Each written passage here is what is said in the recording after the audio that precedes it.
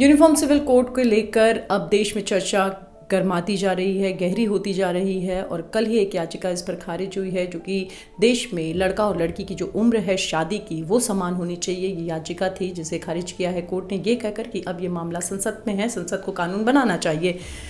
हम आज बीजेपी के प्रवक्ता जयराम उपलव जी से बात करेंगे और जानना चाहेंगे कि पार्टी का इस पर क्या सोच है। सर, लॉ स्ट्रीट जर्नल से जुड़ने के लिए आपका बहुत बहुत शुक्रिया।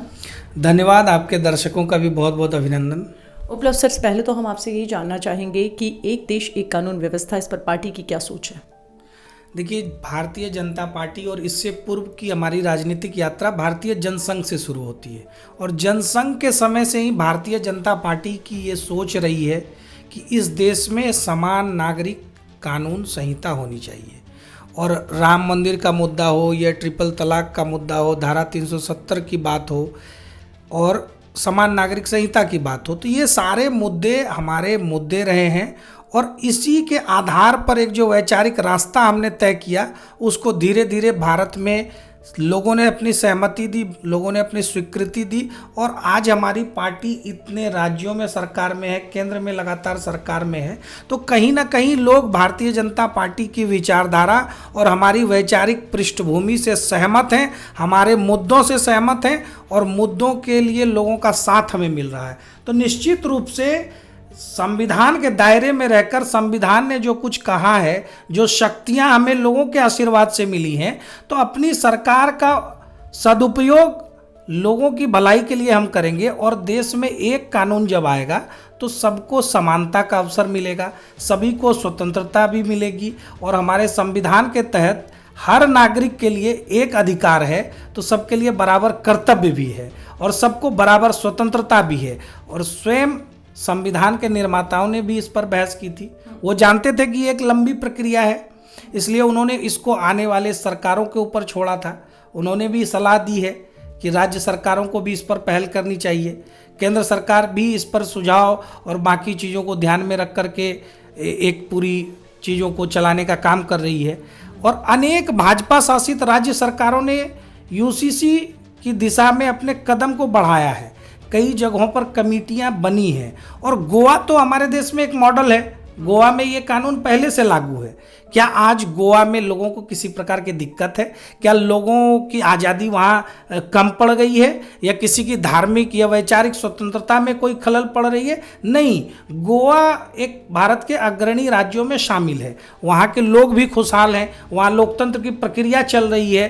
तो यूनिफॉर्म सिविल कोड जहाँ जहाँ भी लागू होने की बात है देश और दुनिया में, तो वहाँ एक अच्छा समाज, एक अच्छी सोसाइटी को हम अनुभव करते हैं। उपलव जी, लगातार 2014 से आपकी सरकार केंद्र में है और ये मसला जो आपने कहा, ये जो मुद्दा है, आपने कहा कि आपकी पार्टी इसको लेकर चली है, तो इतने साल क्यों लग गए और अभी भी बहस जारी है इस पर?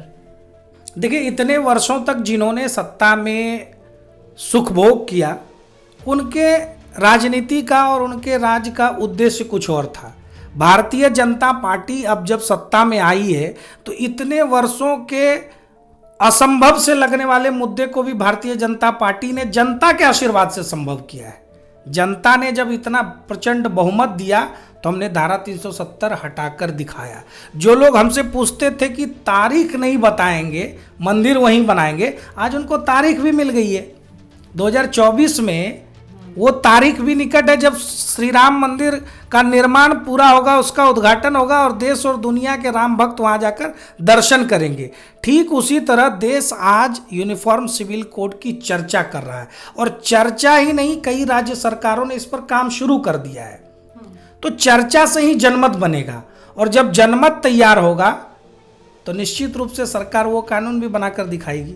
जिस जनमत की आप बात कर रहे हैं, लोकतंत्र है भारत में और कई और भी जो समुदाय के लोग हैं, धर्मों के लोग हैं, वो यहाँ पर रहते हैं, उनके अपने कानून हैं और जिसे वो फॉलो करते हैं। अब आरोप लग रहा है आपकी पार्टी पर कि यूनिफॉर्म सिविल कोड के जरिए आप जो है ये जाति भेद का जो और धर्म भेद की जो राजनीति है वो बीजेपी कर रही है। यूनिफॉर्मिटी आने से, समान कानून आने से वो भेद ही तो मिट जाएगा। हलाला जैसे कुप्रथा का सामना करना पड़ता था, उसको भुगतना पड़ता था और आज जब 3 तलाक का कानून आया तो मुस्लिम समाज की करोड़ों बहनों के साथ न्याय हुआ है। तो ये जो कानून है ये लोगों को न्याय देने के लिए, लोगों को समानता देने के लिए, लोगों के एक प्रकार के एक समान अधिकार होंगे तो लोगों को एक समान स्वतंत्रता भी मिलेगी और सबको एक प्रकार का कर्तव्य पालन भी संविधान के प्रति करना होगा। आज इस देश को हम एक धर्मनिरपेक्ष राष्ट्र के रूप में देखते हैं तो उसी आधार पर चलाना पड़ेगा। अलग अलग लोग अगर अलग अलग कानून की मांग करेंगे या अपने धर्म के हिसाब से हर चीज को करेंगे, सबसे पहली बात है कि धर्म के पालन की स्वतंत्रता है, लेकिन धर्म के आधार पर किसी का शोषण करने की स्वतंत्रता नहीं है। 3 तलाक का मसला जब सुप्रीम कोर्ट में गया तो कोर्ट ने भी तो कहा कि यह धर्म से जुड़ा हुआ मुद्दा नहीं है।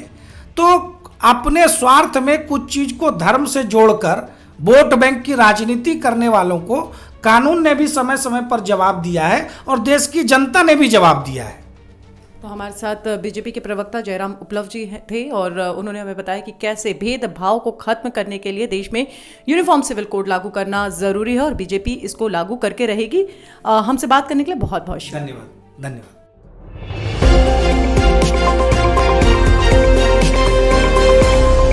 लॉ स्ट्रीट भारत, राष्ट्र के हित में।